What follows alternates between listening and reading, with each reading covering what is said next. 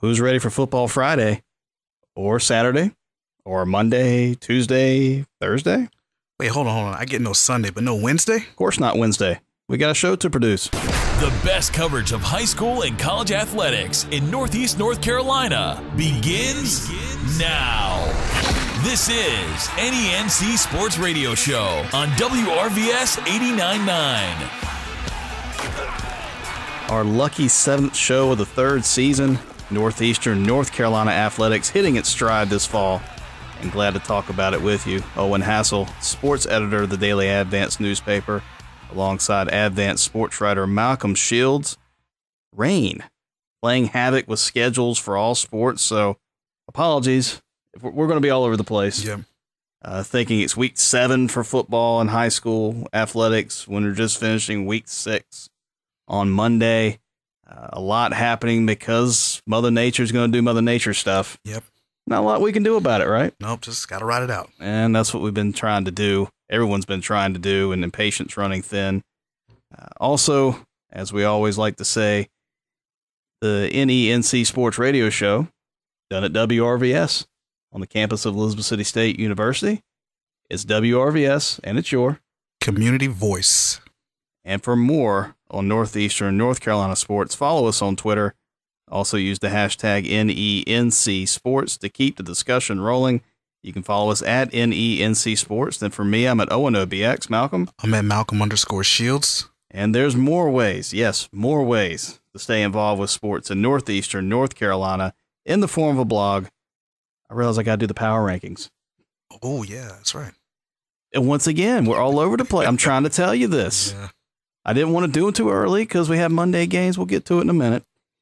Obviously, more ways to stay involved in the form of a blog. Go to nencsports.wordpress.com for tidbits that aren't always in the Daily Advance, plus interviews and video from various Northeastern North Carolina games.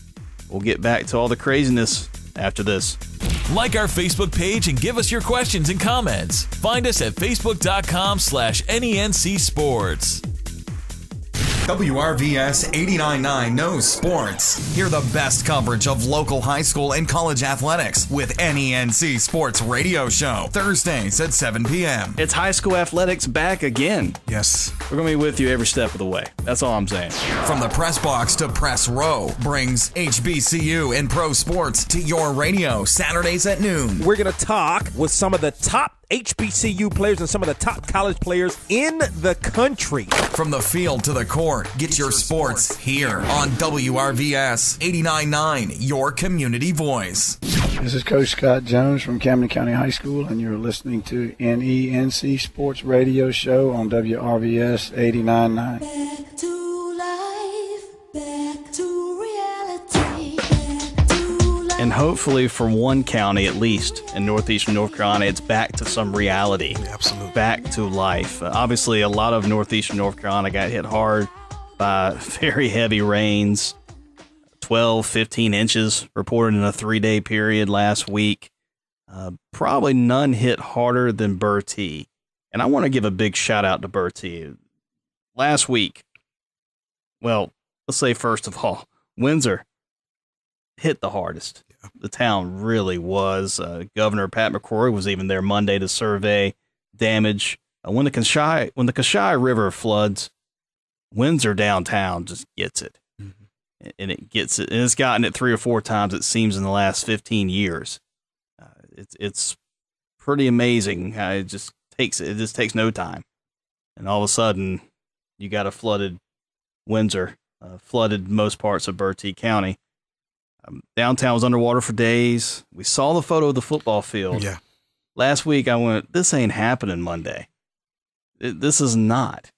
And there were other concerns, too. Coach Grantley Mazzell knew that he had players that were obviously affected, some houses that had damage, and he's trying to clean up from his players are trying to clean up from that. There's more to it than just football. Right. And I think Bertie would have liked to have that extra day.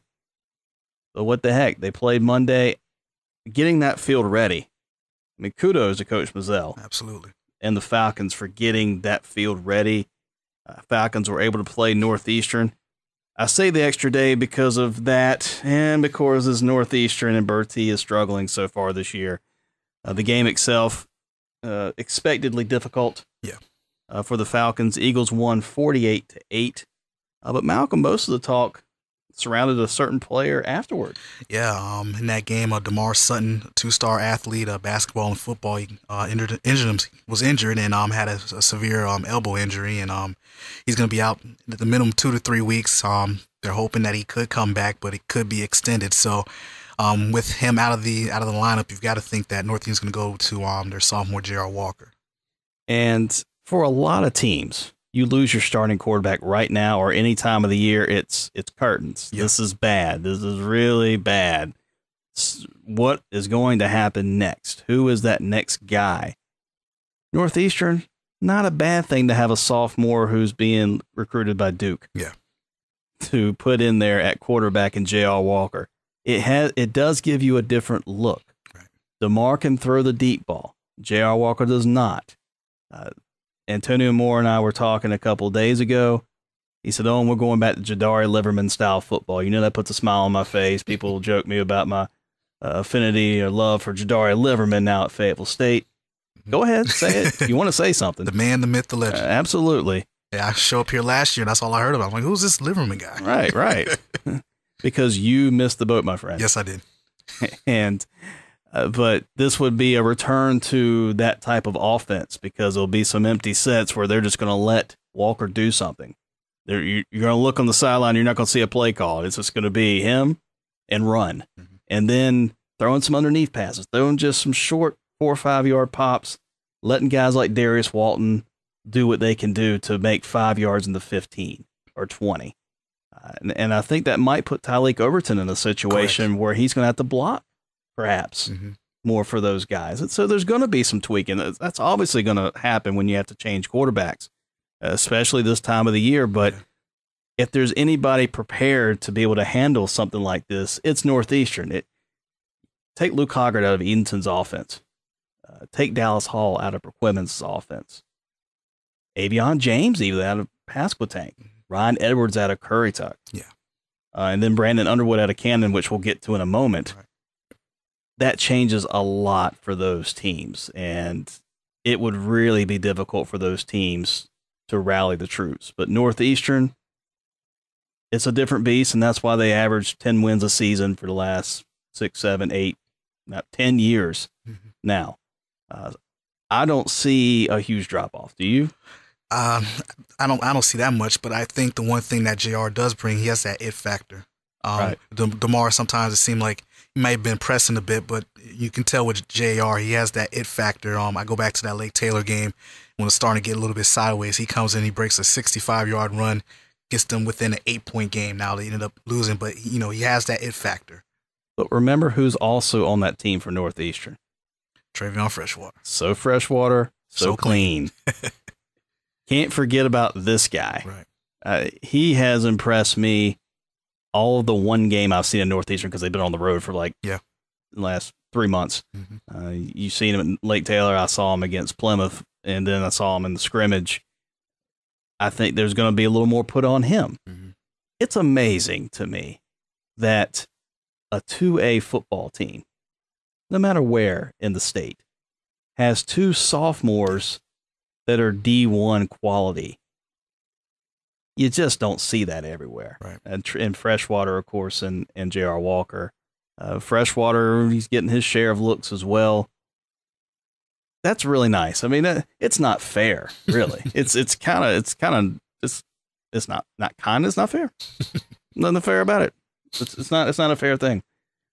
There will be some drop off without DeMar Sutton, of course. Where do you see that the most? I guess having JR switch over to quarterback, maybe the passing game, maybe it's not as dynamic because JR was a dynamic receiver, but it's going to put a lot more in terms of the workload on JR because he also plays both ways as a defensive back too. So it's going to be interesting to see how he kind of juggles the responsibility. Yeah, and Northeastern's going to First Flight Friday. First Flight's excited. Yeah. 4-0. Undefeated. Only undefeated team in the area.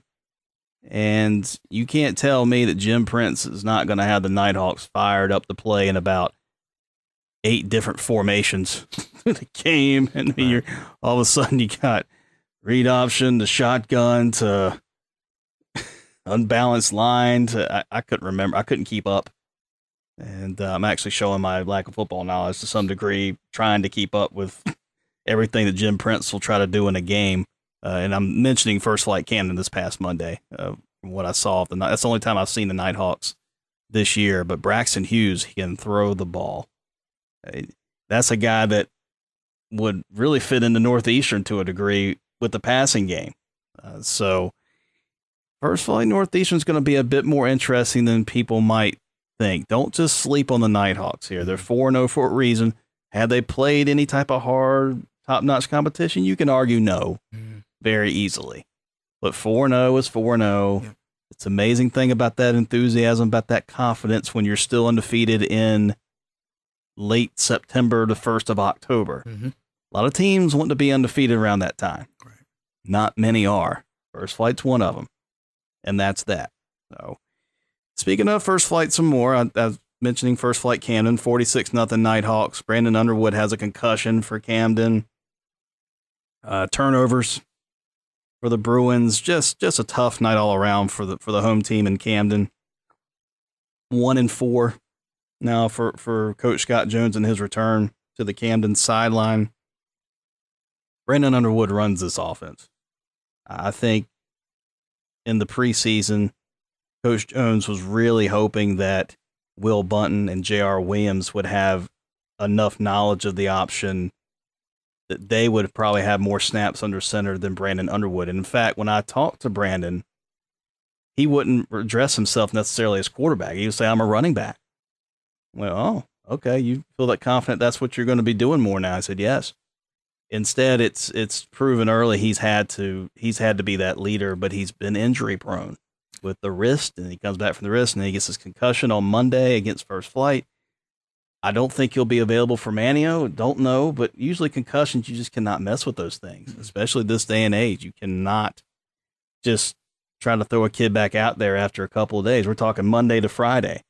I don't know if there's going to be that much of a change. I haven't gotten up with Coach Jones to see if there's got to be an update, but if he's not playing, it puts Camden behind the 8 ball even more. And going to Manio, that's going to be a tougher test than it was a few weeks ago. Yeah, I mean, Manio just last week gave Perquimans a pretty good fight there, and they were a couple plays away possibly getting that win there. Yeah, it's likely going to be a tough season the rest of the way for Camden, other than your, I guess, gimme wins of Columbia, Mesquite, that kind of thing. Also on Saturday, Currituck lost to Hertford County 54-24. Told you games are all over the place. Yes. Friday, Saturday, Monday. Mr. Ja'Cory Roberson, a few TD catches for the Bears. Ryan Edwards passed and ran for a score to lead Currituck. I just think Currituck's ready to be home.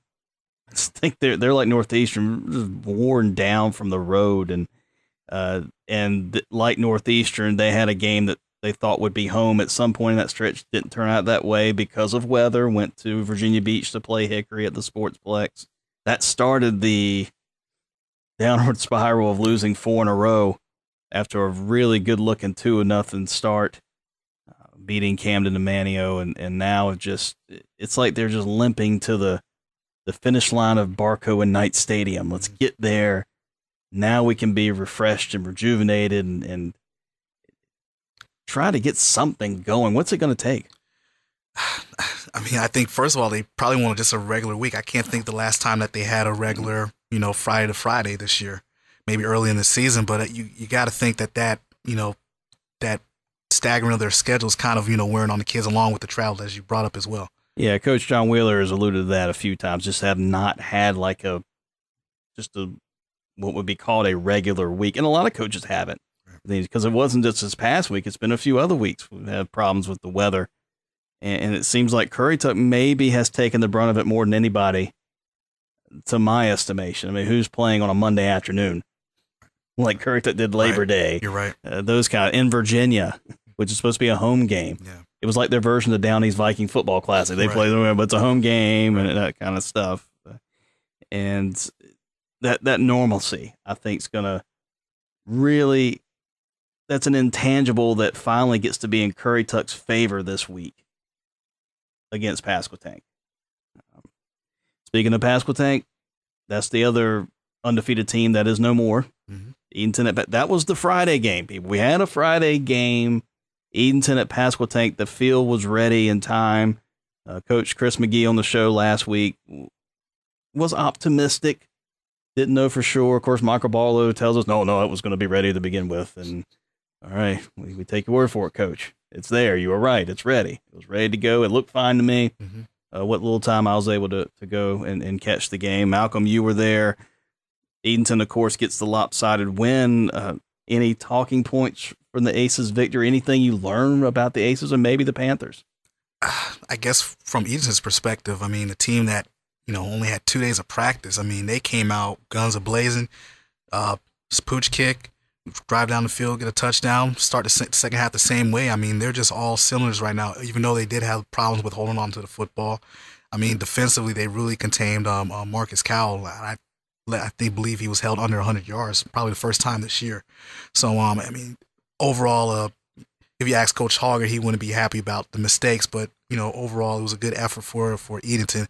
For Pasquotank, you knew that you were going up against a real tough team in Eaton. I think the biggest thing to see is coming up Friday against Curry Tuck, how are they going to bounce back? This is their first piece of adversity this year. They've talked about changing the mindset. This is a new culture. Now we're going to get the chance to see that in work this coming up Friday against the Knights. Eaton with their 600th victory. Correct. All time. That's a big mark. Only 9 other schools in the state have done that. And I thought Eaton was really trying to make a statement here. They score early and then immediately go for what you said, the pooch, the onside, getting the ball back. I went, whoa. Yeah. This is a team that's upset they're having to play Friday when they don't have much time to prepare and they're going to take it out on somebody. And Pasquotank, you're it. Really? Just right from the get-go? No worries. No worries from Eaton. And Keemon Bailey, the first runner in the area to surpass 1,000 yards, 11:04 right now. I was trying to do the math. 100 and averages out after 6 games. Am I right? 6 games for the Aces. Averages out to nearly 190 yards a game. Sounds about right. Wow. Yeah. And you've got to think, obviously, there's going to be 5 more games at least, and then at least one for the playoffs. Are we looking at 2,000? He's gonna flirt with it. I wouldn't be surprised if it's 2,200. Like, I mean, he's on a roll right now. Barring injury, I mean, he's on a roll right now. See, you said barring injury. You probably jinxed it. Oh. Eaton's like, no, we remember last year. Don't do that. We think 2,200, that's a huge number, but doing some research for the Shaw ECSU football game coming up Saturday made me think about if it was a year earlier, Marquise Grizzle would be playing for Shaw from Curry Tuck. It would have been a nice little homecoming for him back in his home area. Probably brought a few more fans. It would bring a few more fans to Roebuck Stadium. He had just a touch more than 3,000. Wow. Senior year. I don't know many. 3,000 yards in a year. Yeah. I covered a couple of those games back in 2011, his senior year, and it did just go. Wow. It was a lot of handoffs. I could have been the quarterback to some degree, but no, I think Dustin Midget was the quarterback then. Obviously, did a tremendous job at North Carolina Wesleyan, breaking some passing records of his own. He just didn't have to do that at Curry Tuck when you have someone as dynamic as Marquise Grizzle, but I'm getting off the point as I tend to do. Eaton with the big victory against Pasquotank, and Perquimans, the Pirates, 4-2, thumping Nasman Suffolk 53-12. That'll show me once again with the pick. And me. Yeah. Oh, it's a Virginia school and it's private? Oh, they'll win. And the other wild part about this is teams like Nasman Suffolk play a lot. This was a Saturday afternoon game, by the way. The hottest friggin' day in the last couple months. Like 2 o'clock on a Saturday. I'm roasting. I am roasting. Shout out to Larry Winslow for getting me like a Gatorade. Right after halftime. That was the lifesaver right there. I was about to go. I downed that Gatorade in about 2 seconds. 53-12, though, Berquimans. You could tell Nasman Suffolk was just worn down by mid-second quarter. And what's odd about that, once again, is Nasman Suffolk usually plays games on Saturday afternoons. These schools do, so they should be used to that. And I know they were down with numbers, only having 27 or 28. I looked at that with my pick. The Berquimans only has like 34 or 35. I didn't see that as being, it'd be different if Berquimans was 3A or something, but we're talking 1A school with Virginia private. That usually is a wash. And you had the Keyshawn Moore kid from Nasman Suffolk who's going to go to James Madison, good linebacker. They give the ball to him the first couple carries. He's just carrying Berquimans players. I'm going, wow, they're going to give it to him all day. This could be a long day. Then they stopped. I don't know if he just got tired. And obviously, by the second half, he looked dead tired because he's having to play both ways. But why did they go away from that? I was talking to some fans from Berquimans at halftime. Why did they do that? And they went, shh, and don't say anything. Just keep it on the down low. So, want another Gatorade? Yeah. That's why I got that Gatorade for free. There you go.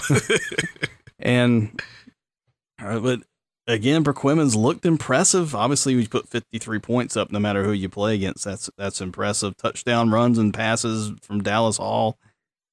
Are we continuing to see a Pirates team that could win this Coastal 10 title? Am I saying that? Am I saying that loud? Are people hearing me right now when I say that? Yeah. I mean, this team has shown that, a lot of people, myself included, thought, hey, they're going to, Nasman Suffolk's going to come in and do what they got to do and win. But, they came out and those guys looked like they were the team, the more seasoned team, the team that's, had a playoff run. And it's going to be interesting to see how Berquimans, carries that momentum into Friday's game against Gates. Nasman Suffolk had a player on their team named Zach Morris. Come on. Malcolm, you're old enough. Little Bayside High School? Absolutely.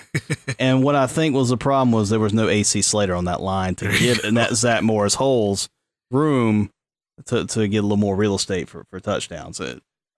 I'm trying to better understand how this could be 53-12.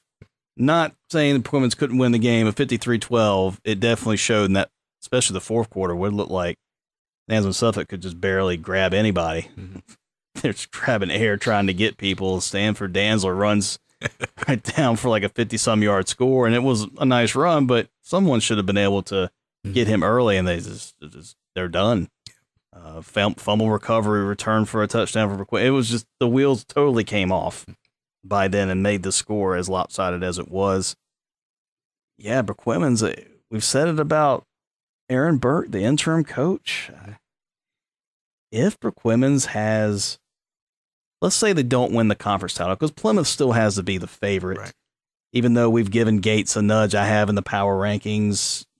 Plymouth, it's theirs until they lose it, kind of. You have to think. Say they don't win the Coastal 10 title. But let's say they have a winning record. That's possible now. Haven't played Mad Mesquite yet, or Columbia, which last year would have been tough. But once again, new year. Mm-hmm. Winning record, maybe a home berth in the playoffs. That's an extra gate. That's a few extra bucks. Dallas Hall comes back next year. DeJuan Williams back next year. Guys like Keenan Downing. Mm-hmm. I believe only a freshman. Right. Stanford Danzler. Mm-hmm. You've got some skill guys back next year. I know you want to open the search up, and I think you should if you're Berquimans, and look at other candidates. But don't you give Burke at least a very strong look here? I think you have to, because you've got to see, with Coach Burke, he wants to be there. I mean, that's got to mean something. I mean, he's provided the stability to the program. He's, I've talked to him before. He said he's known a lot of these kids since their middle school time. You got a guy who wants to be there, who wants to be the coach. I mean, you've got to give him a strong consideration for the job. And really, to some degree, this is going to sound bad, but Berquimans, in some measure, has treated him not that good. I could say other words. I'm just going to say not that good. He keeps coming back, though. He said, I'm still going to help. It's about the kids. I want to be there for them. I mean, it still means that much to him. When I know other coaches would have said, you know what, I'm just going to go somewhere else. I'm tired of being pushed around here. But he sticks to his guns. He loves Berquimans. He wants to be there. Like you just said that. You hit it nail right on the head. And I'm not sitting here trying to just advocate Aaron Burke having the job, but I don't think he should just be dismissed for the position because he's just the interim coach and he had to fill in last second when Elvin James retired early. But side note with the Coastal 10, since we're on this conference, Cresswell and Hatters, I get this from a source in Buxton. They supposedly played not last Friday, Friday before. Deemed a no contest. Several players were ejected from both teams for fighting. Oh wow! What Cresswell and Hatters? What are we doing? Oh, that was a skit a couple weeks ago. What are we doing? Strange things afoot here. But what's crazier is you got if 4 or 5 guys, for example, get kicked off either one of these teams, you don't have enough players. I just saw where I think North Stokes out in the western part of the state forfeited the rest of its season because it didn't have enough players. They were preparing to go play a team with just 11 guys. That's just dangerous. Yeah. That's absolutely dangerous, and I think the principal made the right call there. Cresswell Hatters, 4 or 5. Once again, you don't even have 11, most likely. So, at first, it was being reported that Gates and Cresswell, it was a forfeit given to Gates because Cresswell didn't have enough players. Well, I could see why. And then later on, no, it's a postponement. Well, when will it be made up? Right. This late in the year. Talking about already into week 7. Could it be made up? I don't know. If Gates, this is going to sound, well, I'm just going to make it sound how it sounds. If Gates had enough players as a JV team, they could use a lot of their JV players against Cresswell, get through the dub. That dub helps you with the playoff seeding and make it happen. But I don't know if Gates has enough people to do that. Perhaps. I don't know the exact numbers for Coach Matt Biggie, his program for JV and varsity combined. I just don't know when it'll be played. And Hatters the same way, but Hatters doesn't really play other than Cresswell, Columbia, Mamaskete. They don't play anybody else. So they're just kind of there. They already can't make the playoffs regardless. They're just playing to get a few games in is really all it is. And then that happens. So, wow. And here's the other part about Cresswell. If I'm not mistaken, Cresswell is slated to go to Camden. And if they're still without enough guys, that means Camden loses a home game? That would be very difficult. Not to say Cresswell's going to bring the entire town, which would still only fill half of the visiting bleachers at Camden possibly, but you need the home gate. Yeah. Camden's hurting as it is this year on the field with injuries and just playing a lot of tough teams early on. But gosh, they could use a win too and just have some people come to the game and see the Bruins doing well. Right. If Cresswell can't play, then you get the forfeit, I guess. It just that makes it difficult. And it's another reason why a lot of these coaches will say, and none of them are going to tell, I'm not going to say directly the ones, but we're ready to get into a new conference. We're ready to get in that new Albemarle conference with the 1A, with Edenton dropping down, and then you got a 6-team Edenton, Plymouth, Gates, Manteo, Camden, Perquimans. It's going to be, no one is going to be missing players where they can't play in that conference. It's much more competitive. It's just, it works. It works. And you're not going to have stuff like this anymore. I know that's welcome to these teams. So, like I said, about the midway point of the season now, maybe just beyond it. So we were talking, Malcolm, about players that might bode well in another team's uniform from this area. And we wanted to give help to the teams that are struggling so far this year, like Camden, Bertie, Currituck, Cresswell, Hatters, and Columbia. I was thinking of those 6. We're thinking of teams that have losing records right now. And we picked one player from another team in northeastern North Carolina to put on that team. Could it make a turnaround? Could it make a difference? Do we want to try this? We've been like last second trying to put this together in the draft room or whatever you want to call it to do this. Let's give it a shot. All right. I want you to go first with Camden. Who's one player from another team that you would put on Camden's team and say, oh, there we go, Bruins? One player. I'm going to go with J.R. Walker from Northeastern. That's pretty easy. You put him on any team. Yes. But yeah, it's a two-way player. Quarterback, he can run the option. I think he can run the option. Very sharp. I'm going with J.R. Walker. Here's what I got for Camden. Okay. Luke Hoggard from Very nice. Eaton. Very nice. Camden runs the option. So does Eaton. You know, Underwood's had his injury concerns, but let's say Underwood's healthy. Hoggard can be your guy at quarterback. Then Underwood can be that running back that he wants to be. Then you can take Bunton or Williams out of the backfield and make them another receiver. I know you're not passing 40 times in this offense, but it gives them a chance to do more of what they want to do or they're best at doing with Chris Alf and Jay Gwill. It would open up things for other players, just that one person. And Hoggard, we know he can run the option. I love the two-handed toss. Yes. He throws out there. Is it a pass or is it a lateral? I don't know. If you ask some Rocky Mount people a couple weeks ago, they'll tell you that was a forward pass, and they'll get mad. Well, they might have a point. Yeah. I really do. Yeah. It's just, I just like the way it looks. Yeah. Like, there you go. Shovel it off. Just shovel in the dirt. That's it. But Luke Hoggard for Camden, I think, would really, Scott Jones would welcome him with open arms right now. Yeah. Of course, a bunch of players. You know, that's why we're doing this. But we just got one. There you go. Just getting one. So that's Camden. Bertie, who do you have with the Falcons that are going to help the Falcons? Bertie, they're built off the power running game with Cherry out. I'm going to give him another power running back from Northeastern. I'm going to go with Travion Freshwater. Good. Yeah. It's good. And it's a guy who can play two ways. Mm-hmm. So you'll use them both ways. Mm-hmm. Why not? Get as much out of them as possible. So from birds to birds. There you go. Me for Bertie, it's Corey Cherry. But wait, he already plays for Bertie. Healthy Corey Cherry. There you go. A healthy Corey. I told you I was going to put a few wrinkles in this. I was actually thinking of that. Corey Cherry. Yeah, sure you were. This guy. Nice work. Nice work. Corey. But if not, Keemon Bailey. Now, I know he's not necessarily a power back, but here's a guy that's rushed for 1,100 yards already, and I think he could adapt to Bertie. It would not be that difficult for him. So if not Corey Cherry, still want to go with Corey Cherry, Keemon Bailey. Curry Tuck.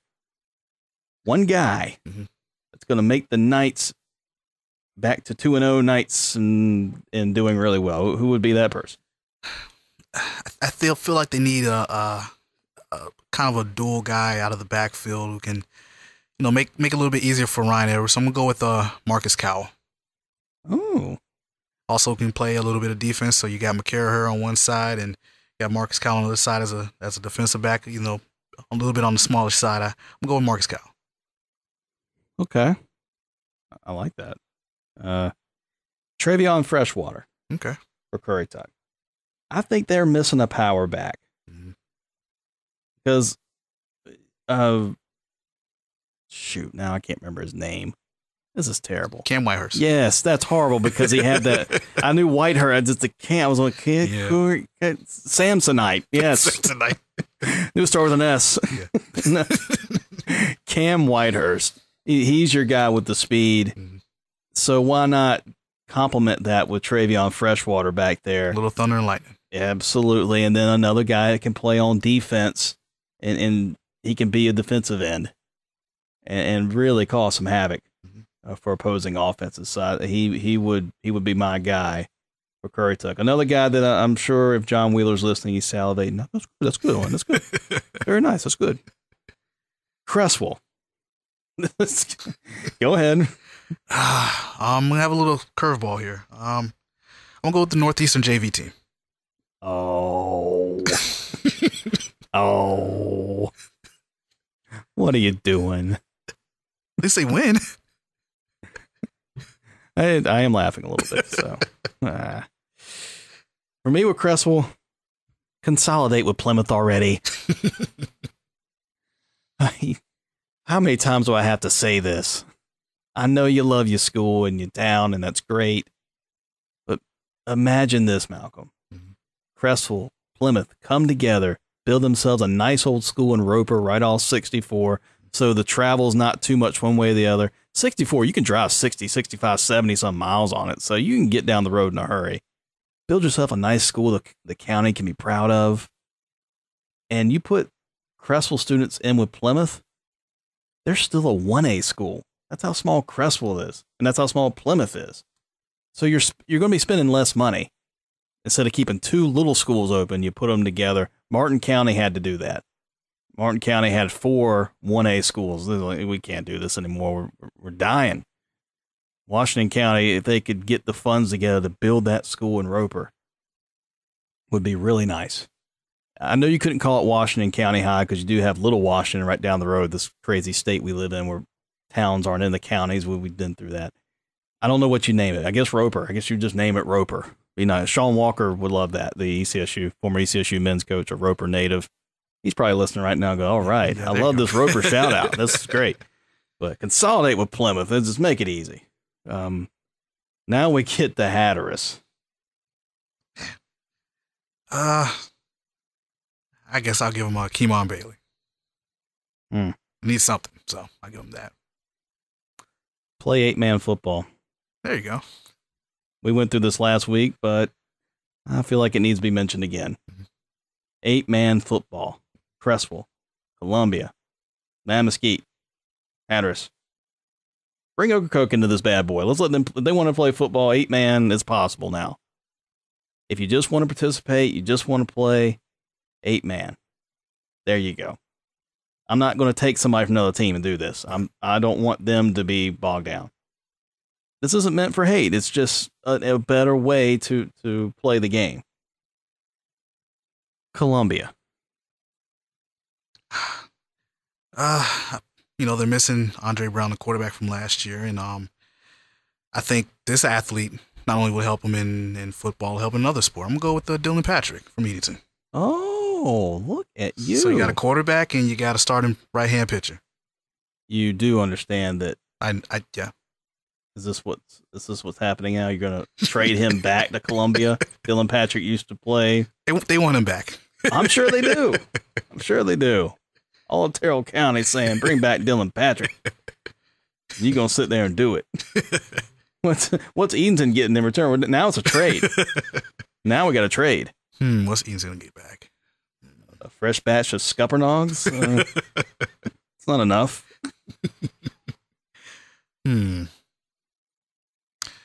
going to buy into the third round of the playoffs. If Eaton wins the conference, they might not need that bye. Okay. I'm just trying to think of a player. You're thinking outside the box. That's good. You just can't think of anybody, can you? No. Sorry, Columbia. I was pressing you on it. Sorry, Columbia. No, you're not. I made it easy. J.R. Walker with Columbia. A guy that can, we've already said, do it all. And who stops J.R.? There you go. What do y'all think about this? Please, you can use the hashtag NENC Sports. We'll check it out next couple of days. Who's that one person that if you put off one team that's winning this year, winning record, and put on a team with a losing record, is going to shape the fortunes? Because I think with any of these, you put that one guy on, maybe Camden, Bertie, and Currituck have winning records right now. It could be that much of a difference. Perhaps. So that's what it's all about. Well, let's take a break. Sounds good. We'll be right back. Sportsmanship. It means a lot of things. It means showing respect for the opposing team and being a good host for our visitors. It's about modeling good behavior and not getting caught up in the emotion of the moment. It's about winning with humility, losing with dignity. It is about making my high school games. It's a good memory that I can enjoy for years to come. Mr. Official. Mom. Dad. Son. Daughter. Coach. Are we in this together? Sportsmanship. Together we make the right call. This message has been brought to you by the North Carolina High School Athletic Association. Back on the NENC Sports Radio Show, Malcolm Shields. I'm Owen Hassel. 7th episode. 3rd season. I'm glad to do this each and every week. I have a lot of fun with it. And we also have fun doing Shimon now. Jump on, get on me, all right. The Shrine Bowl rosters are out. That features the top players from North and South Carolina for an annual game played each December. No one from the Northeast corner again. Think Charlotte, think Raleigh, think Greensboro, the usual suspects with the multitude of players on the North Carolina team. If you think I'm going to Shimon why the Shrine Bowl neglects this area, then you're wrong, because I think we've already done that anyway. In some cases, this area is missing the boat because certain athletes are not testing the water. You have to attend a Shrine Bowl combine to be eligible. I didn't see a lot of familiar names on the ones available this summer, the list of those combines. Bertie did have a number of players. Eaton had at least 4 or 5 guys. Beyond that, I didn't see much. I don't think I saw any Northeastern players. Or Camden. I don't think I saw any. I might have seen a couple Camden, a couple Currituck. I just, off the top of my head, I can remember a bunch from Bertie and Eaton. So, is it like hitting the lottery for Northeastern North Carolina just to get one name on the list? It is. And that's part of the downfall for being all 1A and 2A schools. Marquise Grizzle, for example, who rushed for 3,000 yards his senior year at Currituck. Don't you think he would have been a shoe-in for this? 3,000 yards? Didn't get it. East-West, where he dazzled, but not the Shrine Bowl. I mean, what more do you have to do then? So you are a little bit behind. I think I've used the behind the 8 ball reference. I'm going to use it one more time. But only when you try can you know for sure. So don't be scared. Show yourself. Come on now. Jump on. NENC Twitter shouts on the way when we return. You can listen to Owen and Malcolm on YouTube. Hear your favorite shows and segments on demand with the WRVS 89.9 YouTube channel. Discover graduate education at Elizabeth City State University. ECSU currently offers 4 graduate degree programs: elementary education, biological sciences, school administration, and mathematics. To learn more, contact the Office of Graduate Education at 252-335-3947 or online at ecsu.edu. This is Coach Spencer from the Columbia Wildcats, and you're listening to NENC Sports Radio Show on WRVS 89.9. Bunch of David Bowie albums. This might be my favorite David Bowie album, Young Americans. The song Fascination. Of course, it also has a song, Fame. And one of the best, back then, backing vocals you could have, Luther Vandross. I'm always going to throw some music idea in there. I'm going to do that. Twitter shouts. Look who's on Twitter. Your tweets go here. Twitter shouts. Oh, my gosh. Here's his first ever tweet. Oh, yes, great night for a football game at Hertford County. The tweet from Northeastern football coach Antonio Moore at 2Live44. I don't know if he meant crew to put in there, 2Live Crew 44. I'm not sure, but Antonio Moore is now on Twitter, the Northeastern football coach. Yeah, we got to get him on the show and ask him about that. What took so long? Absolutely have to get him on the show and ask him about that. What is going on? All of a sudden, he starts tweeting me. He's writing stuff. I love the shade that Wes Matera put on early. Oh, yeah. Said, he actually wrote on that and put, that'll be good with your recruiting or something. And I went, oh, man, I hadn't been on for like 10 minutes. I don't think Coach Moore got it. He just said, okay, I appreciate that or something. We'll look into an interesting idea, something like that. Yeah. He said, I went, ugh. Throwing a little jab at the possibly Northeastern getting the cream of the crop players, at least from the county. I just went, oh my gosh. Eaton Northeastern, can you get here already and play this game? It's coming. Coach Matera already thinks I'm going to throw fire on him. Like, you did. You just did that. I wouldn't mention it except for the fact it's on something, I don't know, public like Twitter. Yes. But it nevertheless hilarious. I gave Matera +1 on that. There you go. Wes Matera, of course, the Eaton athletic director and assistant coach for Eaton football. Those two, I love those two. We've had them on the show, of course. We a couple years ago, we had Matera on, and it was him on. He'd just gotten back to there. He'd just taken the Eaton AD job. But at the same time, we played a prank on him and had Coach Moore on the phone. And Moore was in Moore was in the studio, of course. But Tara was on the phone because he was still in Thomasville at the time, and he's all excited, and we're teasing him a couple things, saying like, "Man, you and Moore really didn't like each other," and just all that stuff. And Moore's right there, and he's kind of like, he's ready for a spot. I told him, "Wait for your spot. Wait for your time. Wait for your time." Like, control your coach. And when the time came, he said, "How you doing, Wes?" And Wes went, "Oh man, you had the boy hiding in the closet, didn't you?" Just got him. Oh, I felt bad about it. So I think the next year I said, let's do the opposite. Let's get Moore thinking that there's no Matera, and then Matera pops out. So we did that, and Matera called in, but he called in while there were other people working in the studio, WRVS. So he calls in, and they're like, "We don't know what you're talking about." Pretty much hang up on Matera. Matera texts me, "Man, did you get me again? What is this?" I said, "No, what's going on?" And found out that's what it was on callback, and then we set it up. I think Moore was catching on a little bit to it, but it was still good. It was never going to be, you can't recreate the first one. That was just gold. I think it's still out there somewhere. If you can find it on the internet. Excuse me, but it was fantastic. Once again, October 14th. Yes. Eaton at Northeastern. Can it be October 14th already?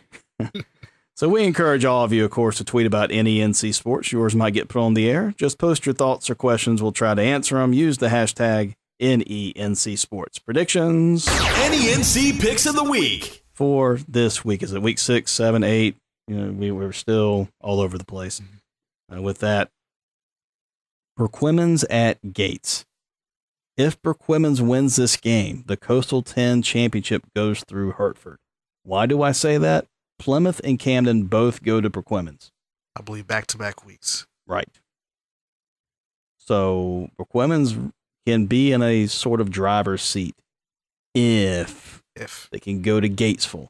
Mm-hmm. Get that. When Gates has had Perquimans' number and then some the past couple years, I just don't think that the gap has tightened enough. Gates had the off week out of nowhere, which you could debate. It would have been an off week anyway with Cresswell, but a true 2 weeks now to get ready for Perquimans. Gates has the better non-conference win, if we want to tie that down, beating Bertie. Perquimans did beat South Creek. But all that aside, I just don't think there's been enough of that tighten up. I have to give an edge to Gates. I feel like I'm the only one doing that, but I don't care. It's my pick. Gates. Seems like I've been picking a lot against Perquimans the last couple of weeks, but I feel like, there's something to say for Perquimans, not just, hey, we're playing Nance with Suffolk, they won a state championship, and, we'll give it our best. They went out there and they really took it to them, and I think that there's something different with this Pirates team, and I think that they've been looking at this Gates game. Hey, we can get this one. We go into the bye, and then we got our two tough ones with Plymouth and Camden. I think Perquimans is going to go on the road and get the win. Yeah, it can definitely happen because I do see a different mindset. I've seen Perquimans a couple of times. Matter of fact, I've seen Perquimans 3 times this year, and the way they have fought back from deficits says a lot, which tells me they'll be maybe as prepared as they've ever been to go to Gates. I'm just not quite ready to pull the trigger yet. Sorry, not sorry. Northeastern at First Flight. Another sorry, not sorry for the Nighthawks. I realized DeMar Sutton will not be playing, but now you got another beast in J.R. Walker to deal with. I'm going to make this closer than the experts think. I don't know who the experts would be. I guess that'll be us. Okay. I'll have Northeastern winning by 20. Okay. I'm gonna go with Northeastern. Kudos to First Flight. Off to a great start, but conference play, Northeastern's had control of this series in recent years, and I'm gonna go with the Eagles. The way First Flight can throw the ball around is pretty neat to see, Mm-hmm. but they haven't encountered a secondary like they'll see this Friday. That's going to be all up in their mess, as one coach once told me. We need to be all up in their mess, and I think there'll be a few messes that could happen with Northeastern and First Flight. And I think the Eagles are going to rally around JR as well. Mm-hmm. And who's going to take down Freshwater? Yeah. Not many can. Yeah. Not a lot of people that Lake Taylor did. So, he's a truck. Yeah. Absolute truck. And he's got some shiftiness. Yes. In that size. I call him Eddie George. He looks he runs hard just like Eddie George. That is really good. Yeah. Like, that is about the best comparison that you could, and anyone would love that comparison. Yeah. And so Pasquotank at Currituck, here's to me, and you look at the records and you say whatever, but I think it's 50-50 because Currituck is glad to be home in Barco. One of the best atmospheres for a high school football game to me is at Currituck for Northeastern Corner is Currituck, and they haven't been home, and once again, like Northeastern, it seems like forever since the season opener, I believe.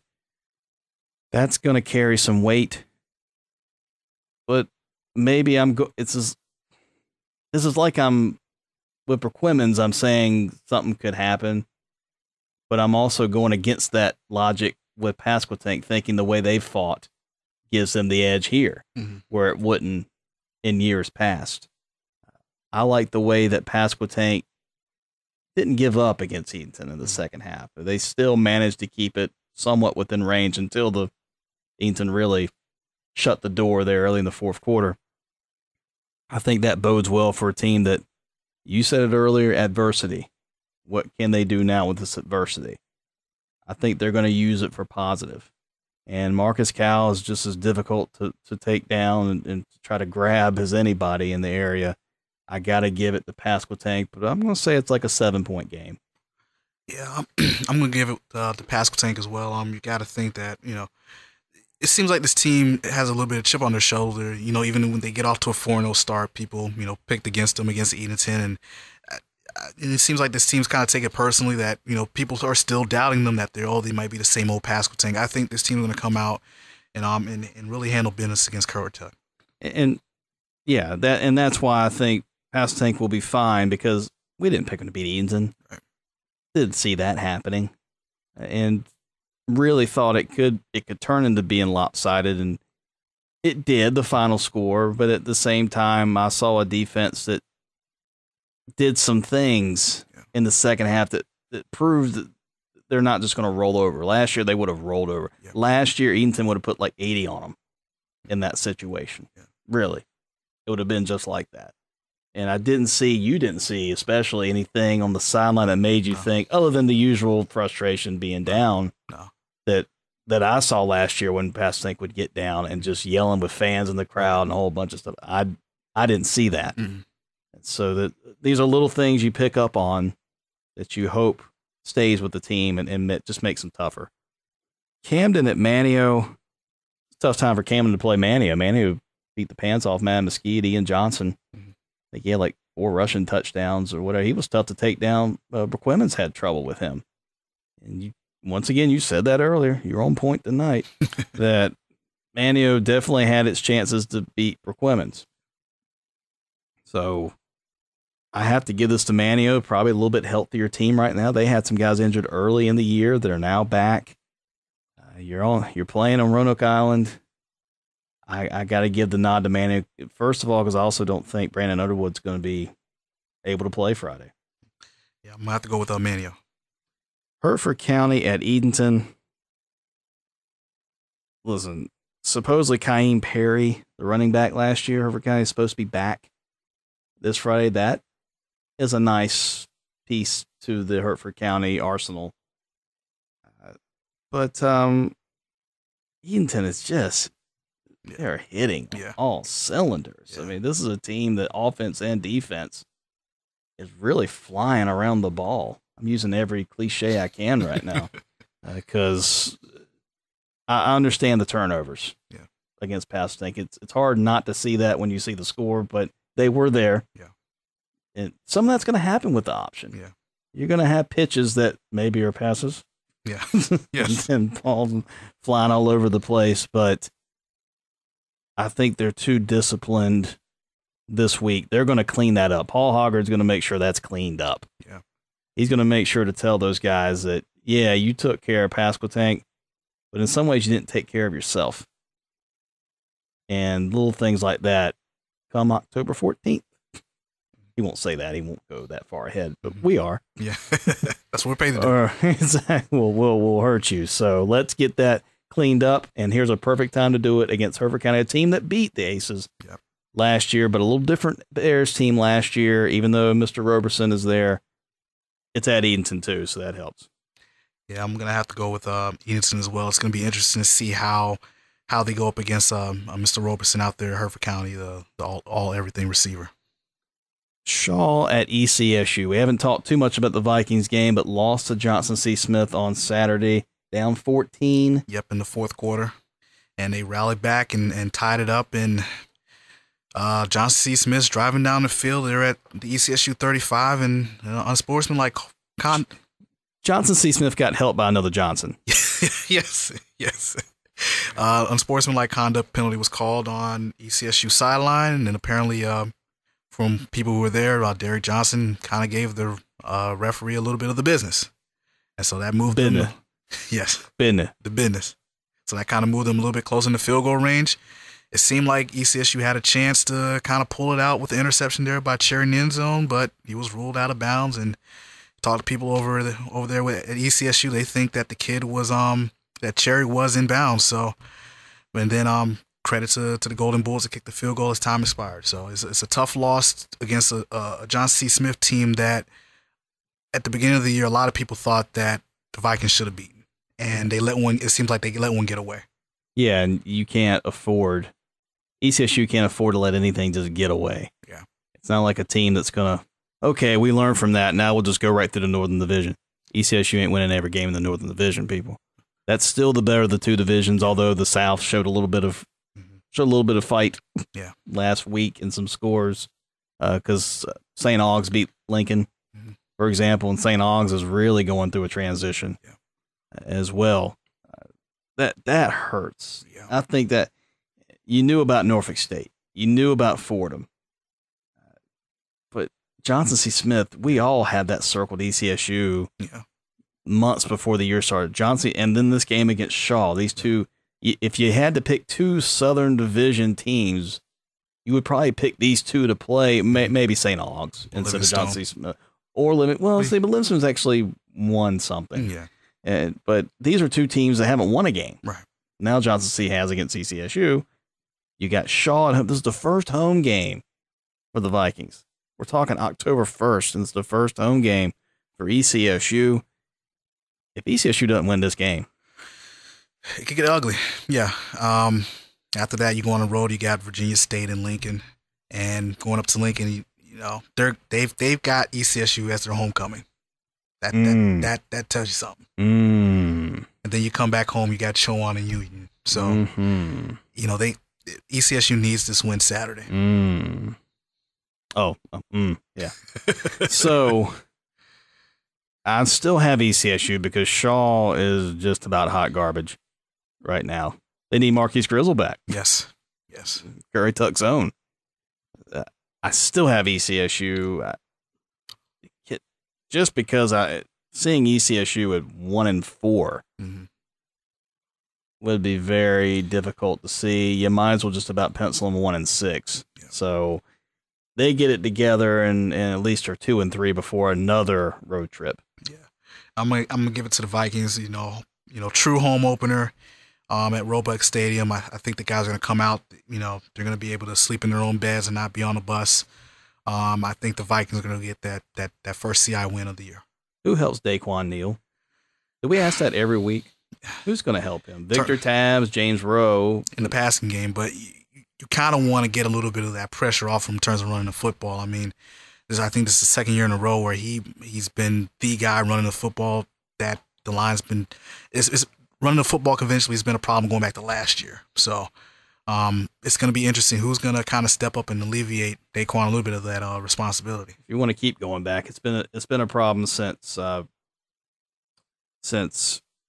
Durante McNeil. Yeah, there you go. See, and that's how bad it is. It's really, they really haven't had, and not saying you would have someone just exactly this caliber, but really ECSU hasn't had anything even nearly at that caliber. Right. And they used Durante McNeil a lot then. He'd have 30, 35 carries sometimes. It was just crazy. They just wore him slam out. Yeah, it's probably, I don't think they really want, I mean, they would love to have that type of production, but somewhere in the middle, you know. That's all I'm asking. Yeah. I think that's what everyone's just asking for. But this is the first time the home fans get to see ECSU. They get to see Ernest Wilson. They see what this thing is about. What is this program doing to move in the right direction? It's not cleaning up the field. That could be one thing. So maybe it will be cleaned up Saturday. I hope so. Wow, those are predictions. There's a lot of tight ones there. I didn't feel a lot of other than maybe Northeastern First Flight. That could be for certain. High school updates from other sports, of course. Northeastern Coastal Conference soccer underway on Monday. Northeastern beat Eaton 2-0. Currituck fell to First Flight, actually 4-0. Hereford County topped Pasquotank 3-1. The Bears have a winning record in soccer so far. Hereford County in the past, it's like soccer. You're just trying to have jerseys for them and go out and kick a ball somewhere. It's really been that for the longest time. So Hereford County, with a winning record, they usually struggle just to win one game, if that. At least shows progress. I'm glad to see that. The guys from Ahoskie. Volleyball, Burquerque swept Overcoat while Northeastern lost at First Flight in 5 sets. That puts Northeastern and First Flight tied for second in the Northeastern Coastal. Gives Currituck a little extra wiggle room. Like they can afford to take a loss if it wanted to. I don't know why you'd ever want to, but that's where Currituck's at, undefeated in the conference. Girls tennis 6-2 Eaton against Northeastern. Ellie Reinhardt unbeaten against conference talent at #1 singles for the Lady Aces. 11-1 overall. First Flight top Currituck 6-3. Very informative show. As always. Yeah. Remember to follow us on Twitter at NENC Sports. I'm at ONOBX. I'm at Malcolm_Shields. As for the latest sports updates, as well as pick up a copy of the Daily Advance newspaper. Sound of slow jams means we always wrap it up. But we almost always go beyond our radio time. So go to YouTube, search us, you'll find it. All the episodes from the 3rd season. For Owen Hassel, Malcolm Shields, and so many who help make this show possible, it's the NENC. And don't you see, athletes live here. NENC Sports Radio Show is produced at the WRVS-FM studios on the campus of Elizabeth City State University.